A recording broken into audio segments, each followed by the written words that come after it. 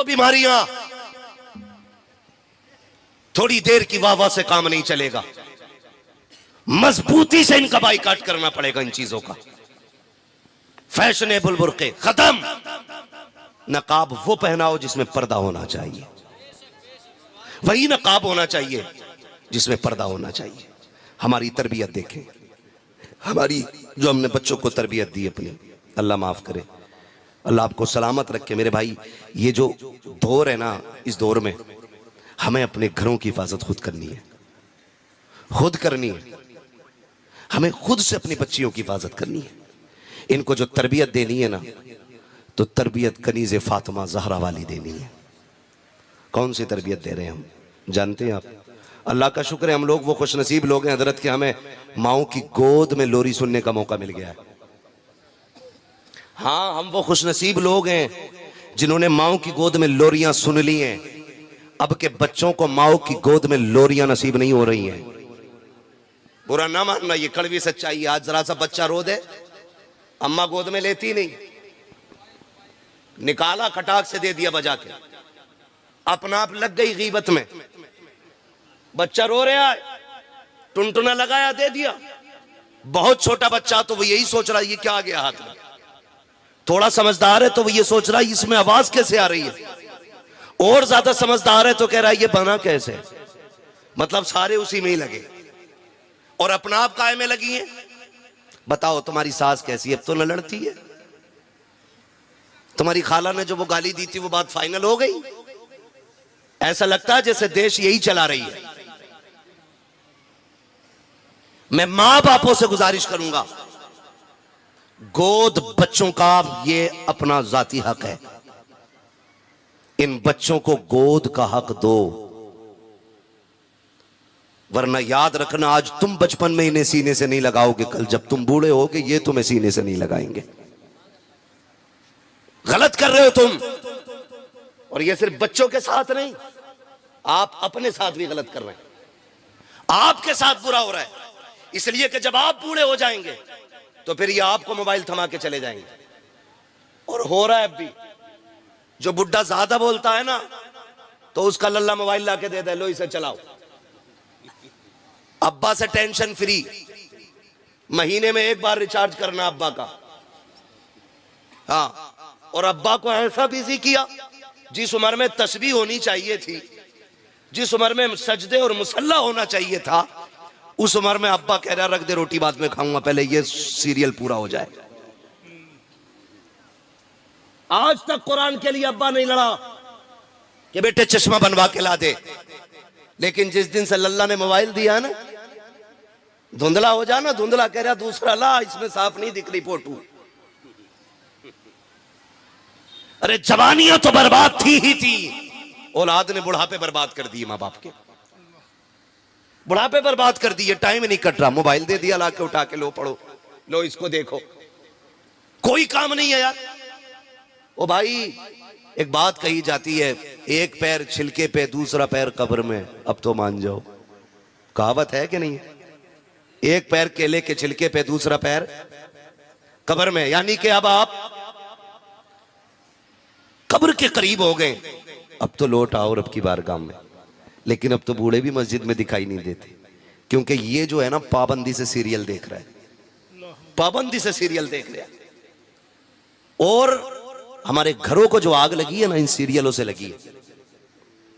पाकिस्तान का है, पाकिस्तान का सीरियल है, कोई बात ना। उसमें सब जैनब जुबैदा खातून सारी ऐसी नाम है। इस आधा घंटे के सीरियल ने 60 साल में आग लगा दी। हुआ क्या? अब तो कपड़े भी, ये कौन सा पाकिस्तानी सूट है, ये कौन सा है, ये जापानी सूट है। ओ भाई, सारे अपने बन रहे यूपी में कपड़े। हमारे यहां की बिरादरी कपड़े तैयार कर रही है, लेकिन छाप के हो गए पाकिस्तानी। क्यों? कि फला सीरियल में ये सूट चला, अब वही चलेगा मार्केट में।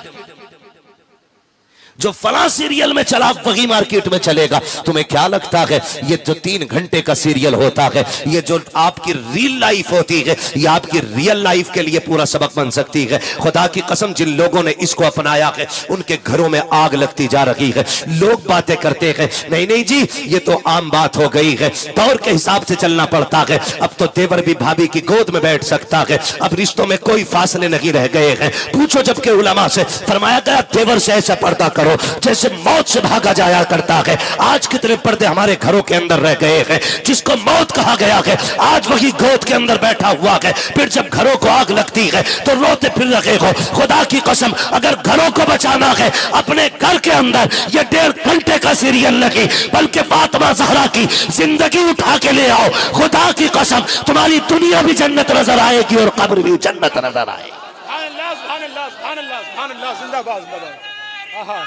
या रसूल अल्लाह, या रसूल अल्लाह, जिंदाबाद, अल्लाह अकबर, या रसूल अल्लाह, सुभान अल्लाह, सुभान अल्लाह, सुभान। तरबियत का ख्याल करो।